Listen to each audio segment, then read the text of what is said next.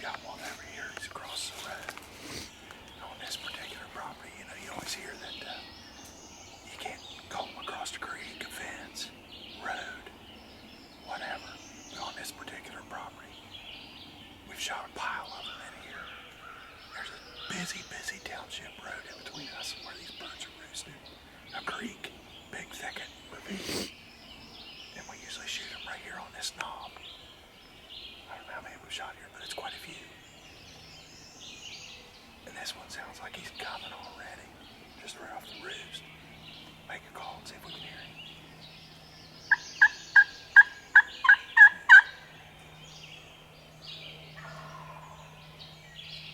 He's on the face of that hill.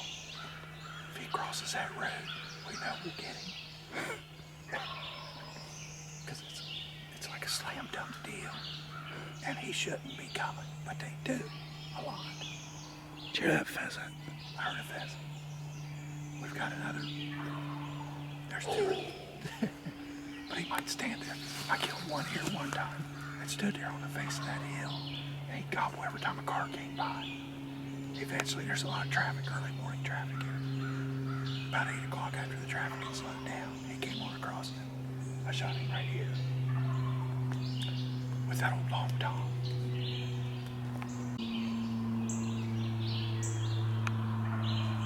It's a different one. Unless he turned around. I don't know, because that one is closed. That one's right on the face of the hill. Do you think he comes to the food plot?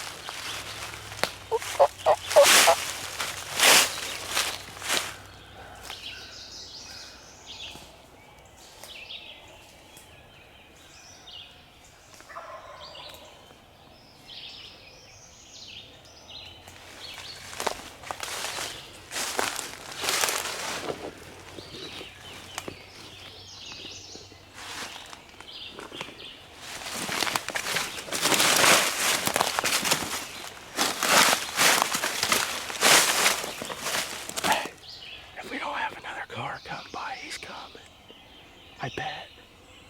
Do you think so?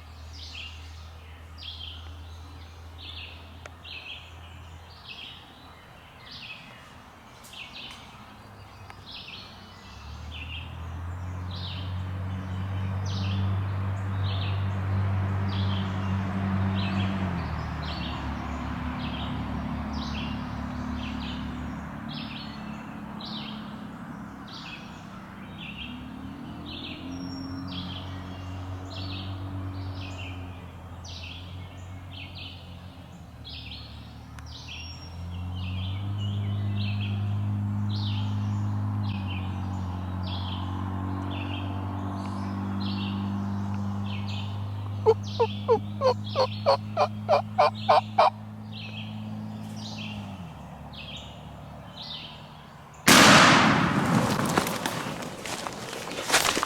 you kidding?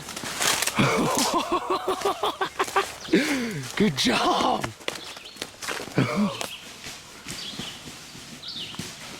That's about as fast as it can happen, ain't it? Yeah. How many times have you done that in the same spot? Quite a few. Quite a few. Good job. I want to go get him before we lose him. Here he is. He flopped down in here into the food plot. He's a good one, man. He was gobbling like a long beard, wasn't he? Yeah, man. That's because he is one. We didn't even think we were going to hear anything today.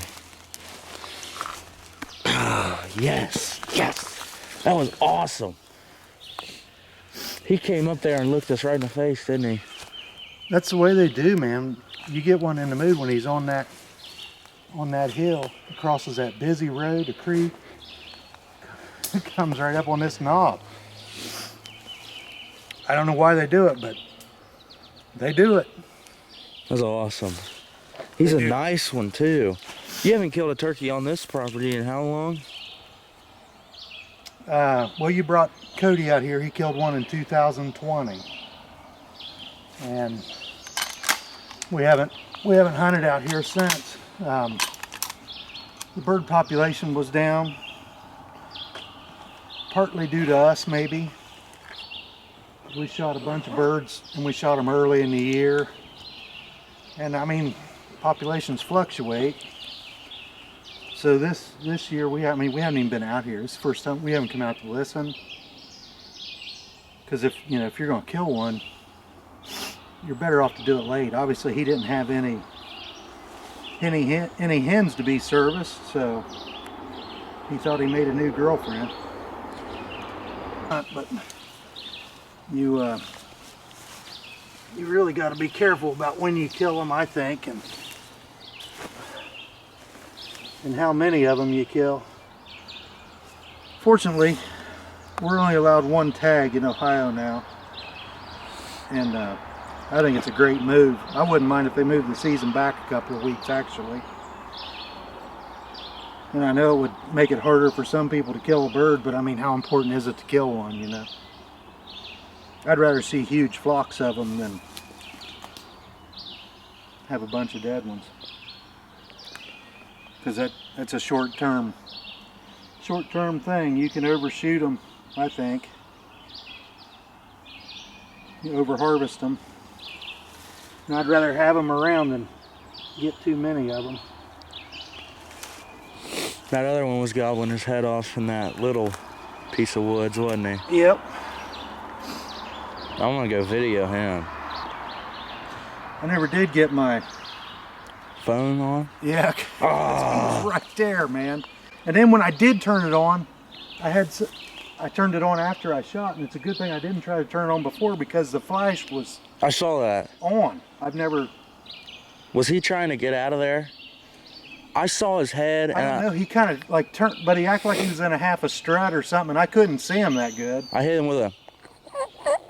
Right. Because I was like, oh, he's about to leave. And I saw you throw the gun up.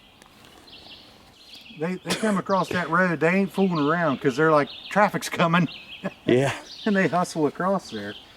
You would think, oh, they're roosted across the road. And there was 2 or 3 over there. And you would think, oh, I don't have a chance at them.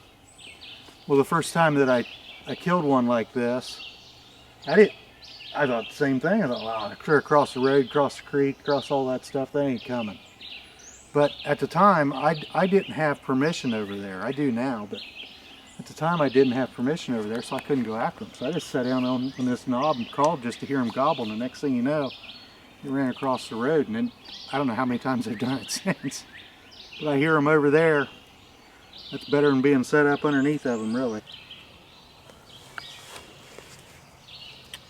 So Mason and I came out today and wrapped up the season. filled my tag finally. Had a really good year. I've been hunting them with a recurve all year. I killed one 2 years ago with a recurve, and yeah, it just kind of hooked me. So last year I hunted every day that I hunted all season long. I was hunting with that recurve, and I didn't kill one, which is all right. You don't really need to kill one to enjoy turkey hunting. Every day this year until, I don't know, a day or two ago, I've been hunting with a bow. And I have seen a lot of turkeys. I've had them really close. I could have killed some jakes.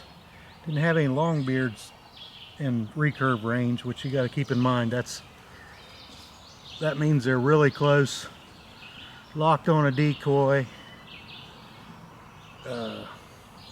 not leaving. That's how I want to shoot them. And they go through phases, and the whole season the longbeards have been with, they've had their harems, and they haven't wanted to lock down on a decoy. Had one the other day until noon. That bird stood out there 50 yards or so and gobbled hundreds and hundreds of times, strutted. Got some cool video of him. Actually, I think the neighbor shot him on a different property. I believe it was probably the same bird. A day or two after that, the neighbor would probably sat up there and listened to that bird gobble 300 or 400 times that day. Drove him nuts because we weren't a couple hundred yards off the fence. I just heard another one. Anyway, Mason and I got up this morning, came out here to our place. He's gobbling away. Came over here to our place. We bought this place a couple years ago. And this is the farm Mason shot his first turkey on, his first buck on. We've got a lot of good memories here. Turkey population's been down. We haven't turkey hunted out here in a long time.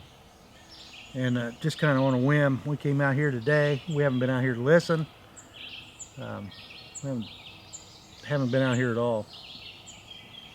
And there was, in 2020, the last bird we shot out here, there was quite a few birds around then, but it really still wasn't quite back to the good old days. So today we came out, and sounded like it was pretty much back to the good old days.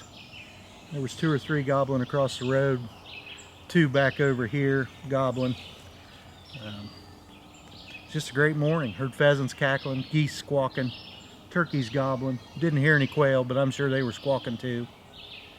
And these birds were roosted across the road, across the creek, across the nasty thicket. And over the years, we've probably shot a half a dozen birds that were roosted clear across the township road and called them over to us on this property. I don't know why, but they'll cross that road like nothing. And I mean, it's heavily traveled too. Lots and lots of cars going to work up and down that road every morning. When these birds get, when they're in the right mood and they time it up, they don't hear any cars coming, they come running across up this knob where Brock and Mason's waiting on them. It's almost unfair. He did the same exact thing many of his ancestors have done, and that puts him in the crock pot. He's a beautiful bird, beautiful morning. Enjoyed being out here with my son. We don't get to hunt together as much as we used to because he's a busy boy, you know, school and everything. And it was a nice day, and now we got a nice turkey. Well, what just happened, because now they're gonna be like, what the heck are they doing videoing turkeys right there? What happened? Where does he, there she is. Yeah, that's a hen. So Mason and I separated today, this morning, first thing, because we haven't been out here at all.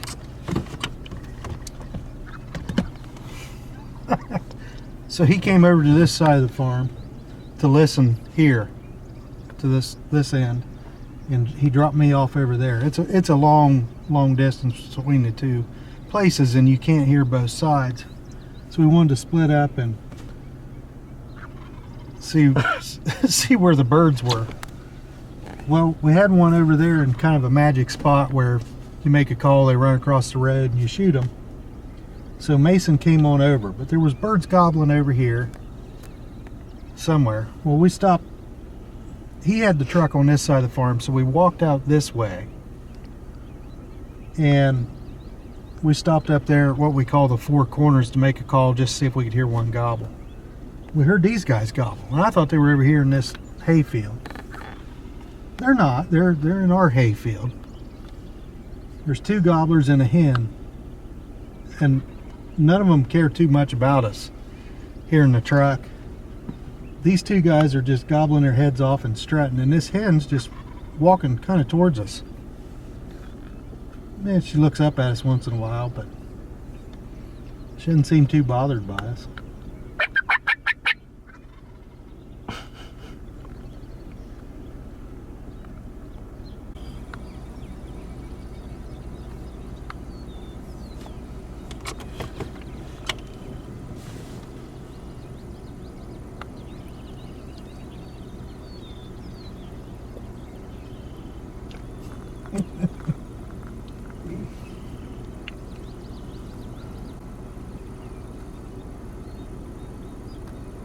That one in the back's got some hooks, man. Oh my goodness, has he got hooks.